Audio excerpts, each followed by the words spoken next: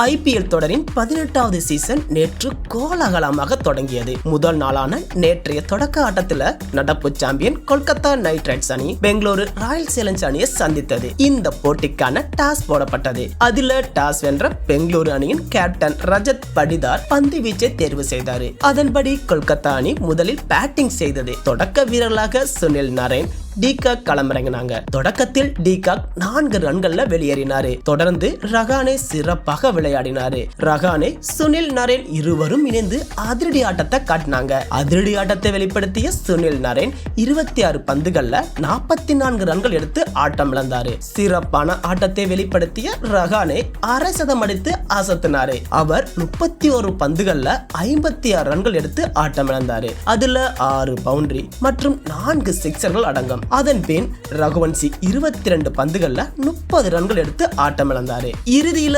நிர்ணயிக்கப்பட்ட 20 ஓவர்ல Kolkata night Riders அணி 8 விக்கெட்டுகளை இழந்து 174 ரன்கள் எடுத்தது.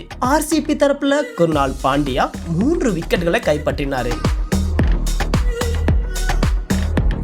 175 ரன்கள் எடுத்தால் வெற்றி என்ற இலக்கை நோக்கி ராயல் சேலஞ்ச் பெங்களூரு அணி களமிறங்கியது.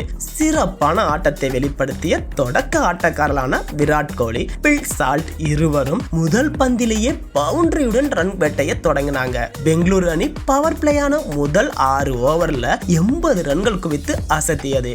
முதல் விக்கெட்டுக்கு 95 ரன்கள் சேர்த்த நிலையில பில் சால்ட் 9 பவுண்டரி 2 சிக்ஸருடன் 56 ரன்கள் எடுத்து அவுட் ஆனாரு. அவருக்கு பின்னர் வந்த படிக்கல் 10 ரன்கள்ல விழுந்தாரு. அடுத்து வந்த ரஜத் படிதார் அதிரடியாக விளையாடி 34 ரன்கள் குவித்து வெளியேறினாரு. இறுதியில வந்த லிவிங்ஸ்டன் பவுண்டரி வில்லாசி ஆட்டத்தை முடிச்சு வச்சாரு. 56வது அரை சதத்தை கடந்த விராட் கோலி 4 பவுண்டரி 3 சிக்ஸருடன் 59 ரன்களுடனும் லிவிங்ஸ்டன் 15 ரன்களுடன் களத்துல இருந்தாங்க.